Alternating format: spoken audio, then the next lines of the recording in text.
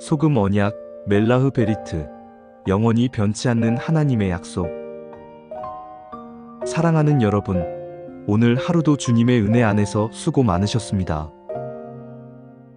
세상의 분주함과 소란스러움을 뒤로하고 이제 고요한 이 밤, 하나님의 신실하신 음성에 귀 기울이는 시간입니다. 우리는 살아가면서 수많은 약속들을 합니다. 때로는 지켜지기도 하고 때로는 상황에 따라 변하거나 잊히기도 하지요. 하지만 오늘 밤 우리는 결코 변하지 않는 약속, 영원보다 더 영원한 하나님의 약속에 대해 함께 묵상하며 주님 주시는 참된 평안 속으로 깊이 들어가려 합니다. 오늘 우리가 함께 나눌 이야기는 바로 소금 언약입니다. 성경에 단 3번 등장하지만 그 안에는 하나님의 영원하고 불변하는 사랑의 약속이 소금 결정처럼 빛나고 있습니다. 이 약속 안에 담긴 하나님의 마음을 알게 될 때 우리는 세상 그 무엇도 흔들 수 없는 견고한 반석 위에 서 있는 자신을 발견하게 될 것입니다. 성경은 레위기, 민수기, 그리고 역대하에서 이 특별한 언약을 언급합니다. 소금은 부패를 막고 그 맛이 변하지 않게 하는 특별한 성질을 가지고 있지요. 바로 이 소금의 속성을 통해 하나님께서는 자신의 영원한 약속과 언약을 우리에게 보여주십니다. 우리의 마음은 때로 갈대와 같아서 상황과 이익에 따라 쉽게 변하고 흔들리곤 합니다. 하지만 하나님의 약속은 우리의 감정이나 행위에 따라 결코 변질되거나 요동치 않습니다. 이 영원한 불변의 약속, 이것이 바로 소금 언약의 핵심입니다. 하나님께서는 다윗과 바로 이 소금 언약을 맺으셨습니다. 사무엘하 7장에서 하나님은 선지자 나단을 통해 다윗에게 놀라운 약속을 주십니다.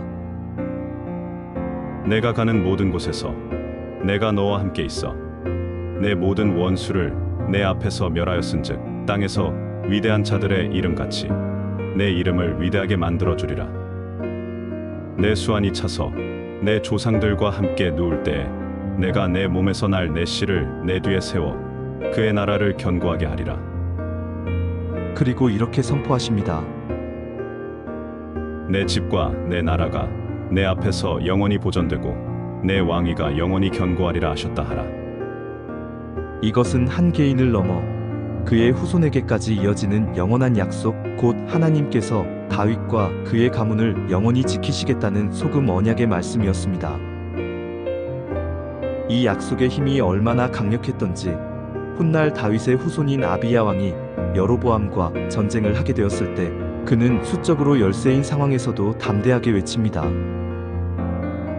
이스라엘 하나님 여호와께서 소금 언약으로 이스라엘 나라를 영원히 다윗과 그의 자손에게 주신 것을 너희가 알 것 아니냐.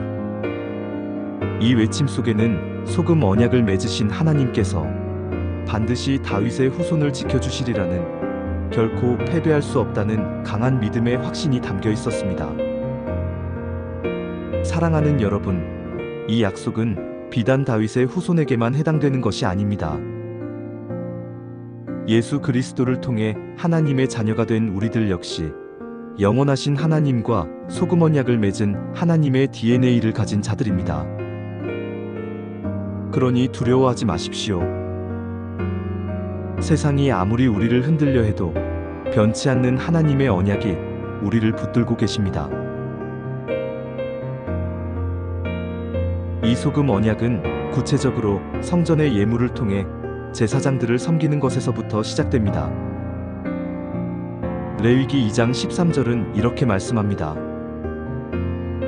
내 모든 소제물에 소금을 치라. 내 하나님의 언약의 소금을 내 소제에 빼지 못할지니 내 모든 예물에 소금을 드릴지니라. 또 민수기 18장 19절에서는 제사장들에게 주어지는 성물을 가리켜 이렇게 말씀하셨습니다. 이스라엘 자손이 여호와께 거제로 드리는 모든 성물은 내가 영원한 몫의 음식으로 너와 내 자녀에게 주노니 이는 여호와 앞에 너와 내 후손에게 영원한 소금 언약이니라. 하나님께 모든 것을 드린 후 남은 것을 제사장에게 드리는 이 행위를 통해 하나님께서는 왕같은 제사장, 즉 사랑하는 당신의 백성들의 삶, 우리의 의식주 문제를 반드시 책임져 주시겠다는 약속을 보여주신 것입니다. 이 놀라운 언약은 신약 시대로 이어져 우리에게 더욱 큰 의미로 다가옵니다. 예수님께서는 제자들을 향해 그리고 오늘 우리를 향해 말씀하십니다. 너희는 세상의 소금이니 소금이 만일 그 맛을 잃으면 무엇으로 짜게 하리요? 후에는 아무 쓸데 없어 다만 밖에 버려져 사람에게 밟힐 뿐이니라. 구약에서 소금 언약이 성전을 섬기는 레위인과 다윗 왕에게 주어졌다면 신약에서 소금이라는 단어는 이제 제자들, 곧 하나님의 성전된 우리 자신을 가리키는 말이 되었습니다. 성경은 말합니다. 너희는 너희가 하나님의 성전인 것과 하나님의 성령이 너희 안에 계시는 것을 알지 못하냐? 이제 우리는 살아계신 하나님의 성전이며 하나님은 바로 우리와 이 영원한 소금 언약을 맺으신 것입니다. 그렇기에 주님은 우리에게 요구하십니다. 소금은 좋은 것이로되 만일 소금이 그 맛을 잃으면 무엇으로 이를 짜게 하리요? 너희 속에 소금을 두고 서로 화목하라 하시니라.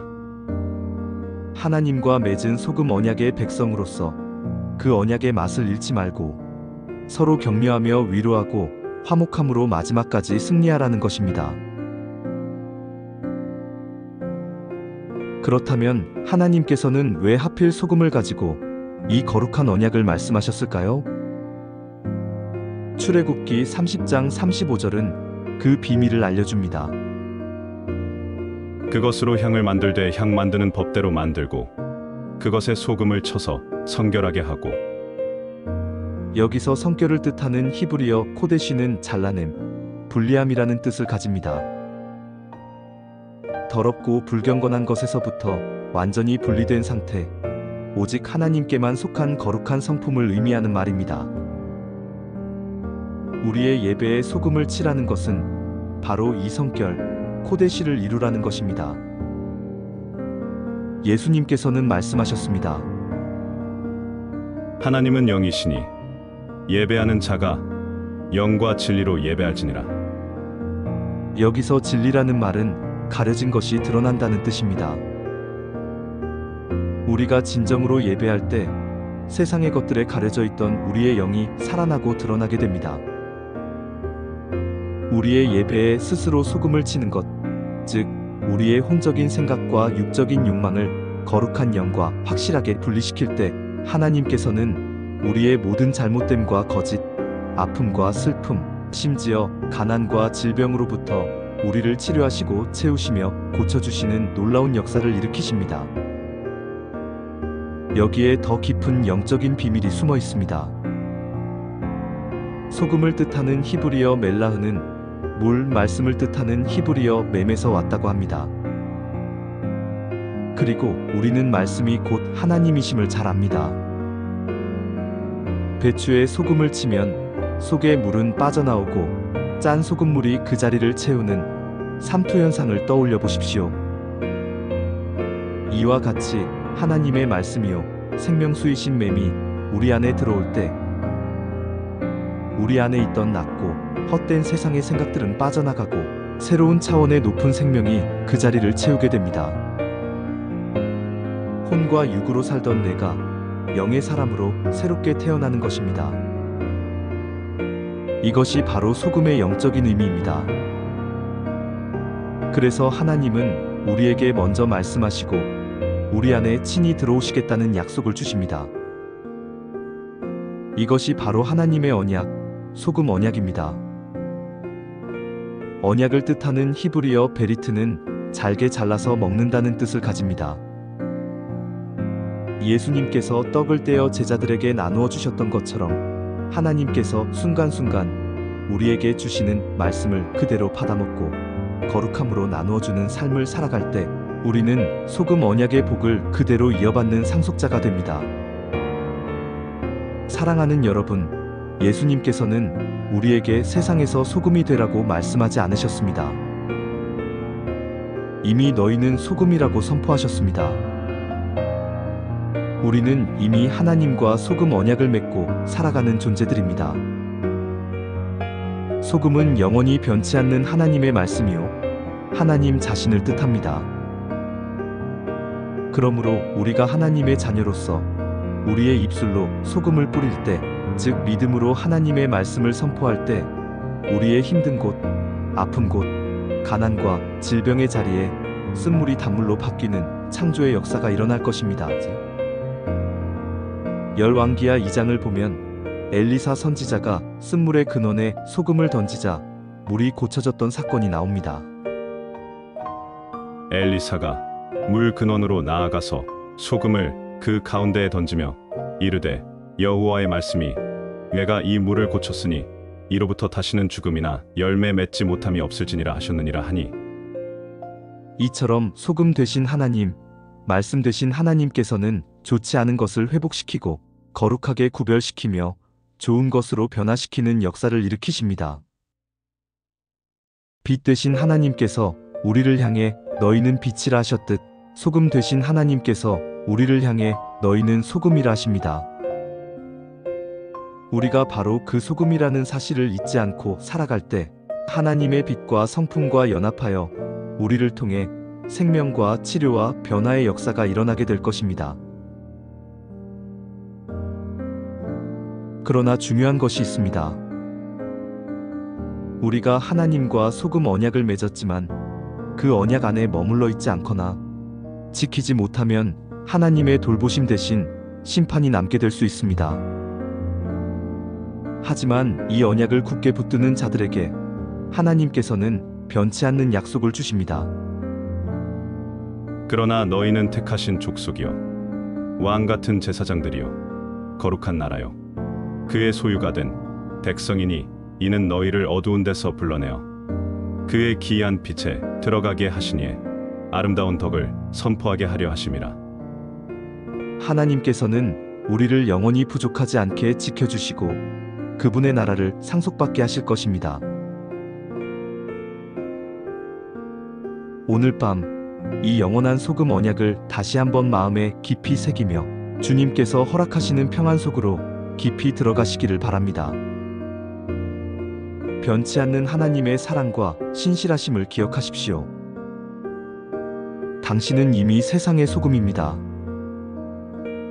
당신을 통해 하나님의 놀라운 회복과 생명의 역사가 시작될 것입니다. 이제 모든 염려와 무거운 짐을 내려놓고 그 변치 않는 약속의 품 안에서 평안을 누리시길 축복합니다. 내일 아침 새로운 힘과 소망으로 가득 차 하루를 시작할 수 있도록 이 밤 주님께서 여러분과 함께 하시기를 기도합니다. 샬롬.